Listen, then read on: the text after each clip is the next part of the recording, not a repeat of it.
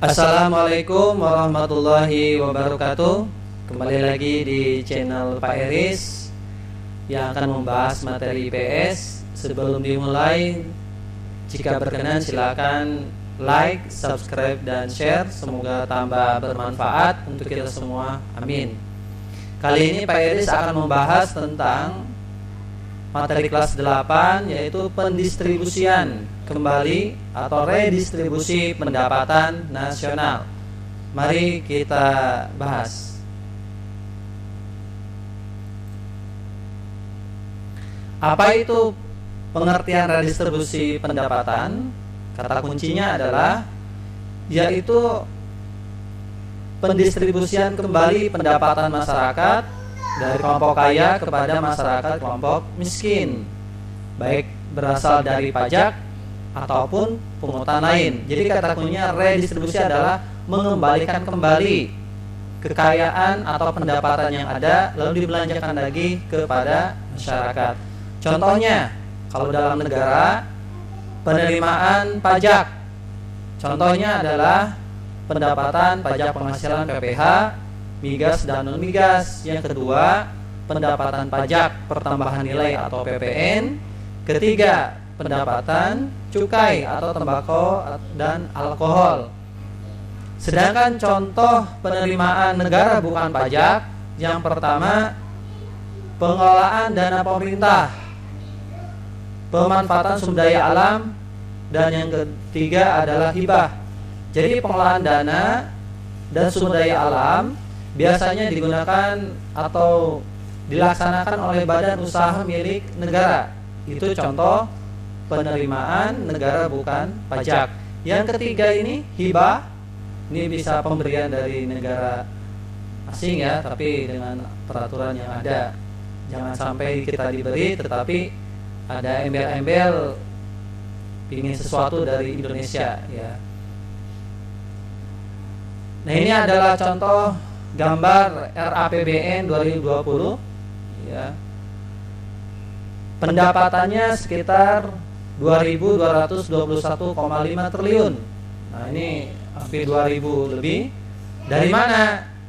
359,3 triliun ini dari PNBP, penerimaan negara bukan pajak. Nah, yang tertinggi dari pajak, hampir 1.861,8 triliun.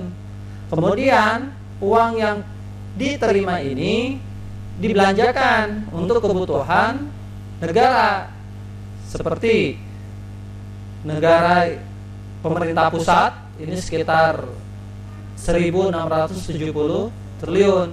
Kemudian ditransfer ke daerah juga, yaitu 858,8 triliun.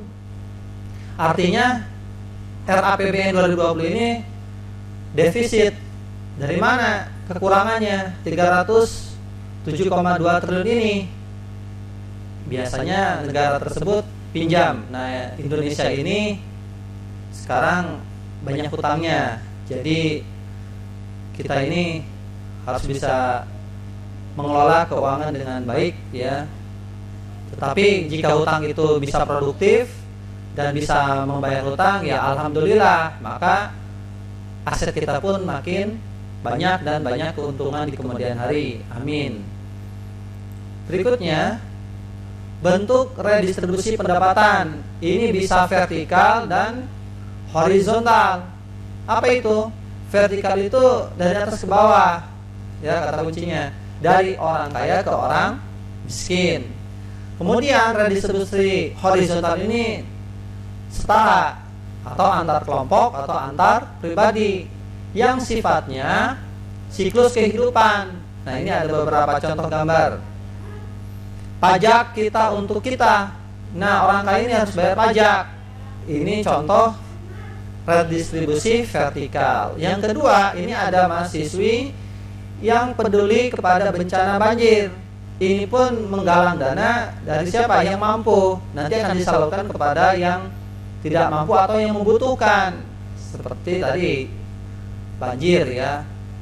Nah, contoh yang ketiga ini adalah orang tua memberikan uang kepada anaknya. bisa untuk jajan, bisa untuk keperluan hidup si anak ini. Ini contoh redistribusi horizontal, atau kita dapat uang lebaran misalkan. Nah, itu juga termasuk redistribusi horizontal.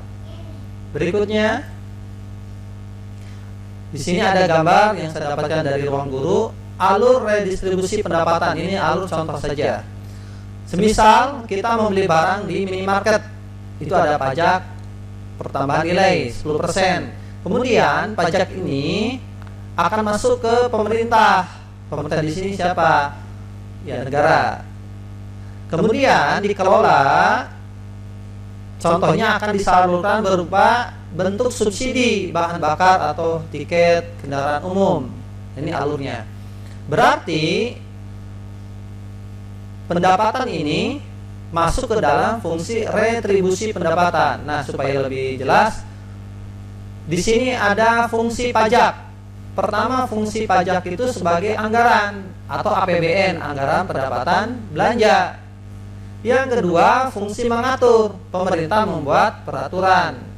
Contoh progresif ya, pajak progresif itu semakin kita penghasilan tinggi, maka pajakmu tinggi. Yang ketiga, fungsi stabilitas seperti inflasi dan deflasi.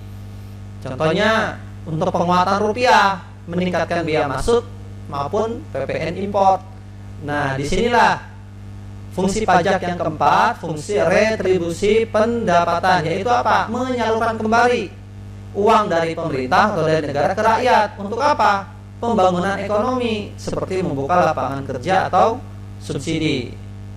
Mudah-mudahan bisa dipahami ya. Kita lanjut. Apa program redistribusi untuk pemerataan distribusi pendapatan Indonesia? Ini ada beberapa program. Yang pertama, program pemberian jaminan kesehatan atau akses kebutuhan dasar. Jadi akses kebutuhan dasar itu apa? Yang langsung dirasakan manfaatnya oleh rakyat. Contoh, bantuan langsung tunai, BLT.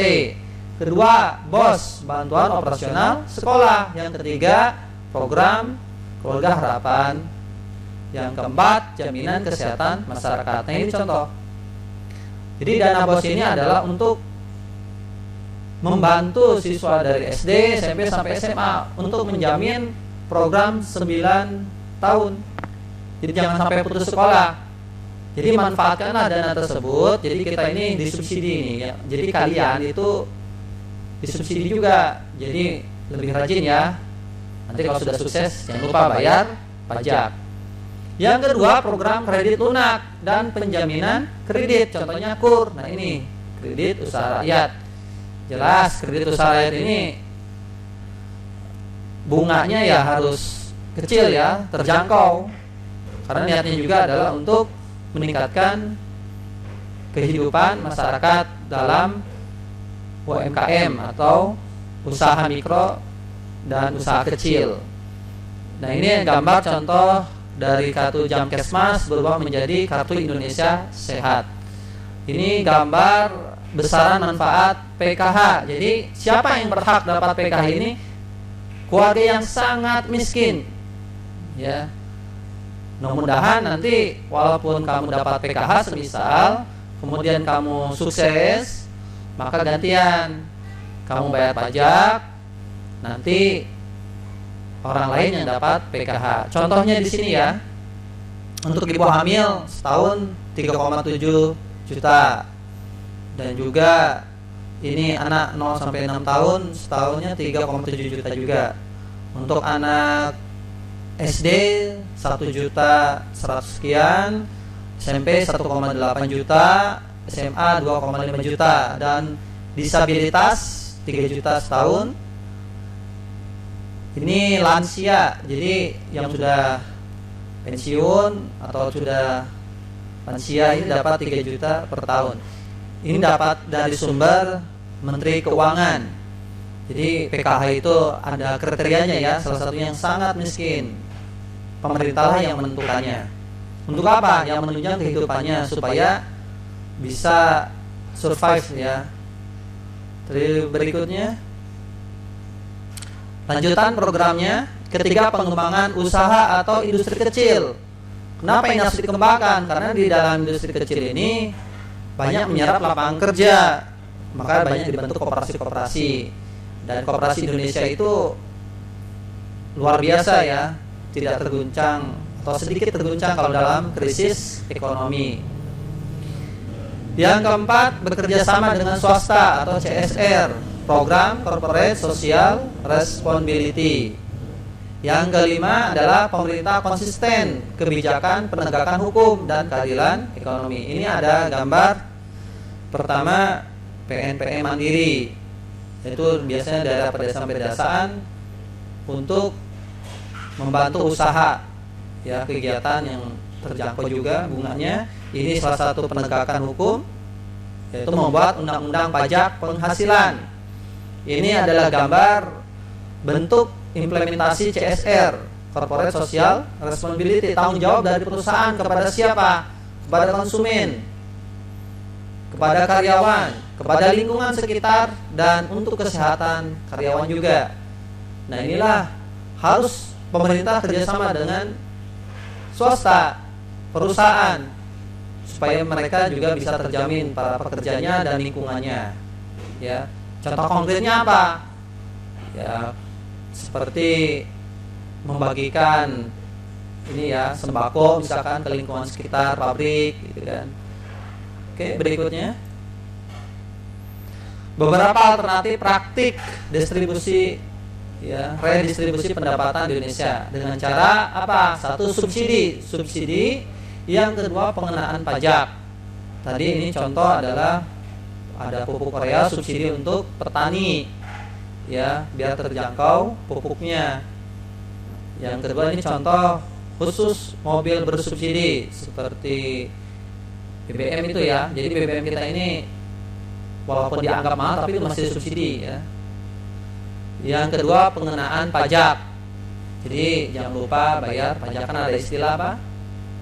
Orang bijak taat bayar pajak. Nah, itulah tentang redistribusi pendapatan Indonesia. Jadi sungguh sangat penting manfaat redistribusi pendapatan Indonesia untuk apa? Tadi pemerataan pendapatan, pemerataan pembangunan ya, pemerataan kesejahteraan rakyat Indonesia. Terima kasih, semoga bermanfaat. Atas perhatiannya saya sampaikan wassalamualaikum warahmatullahi wabarakatuh.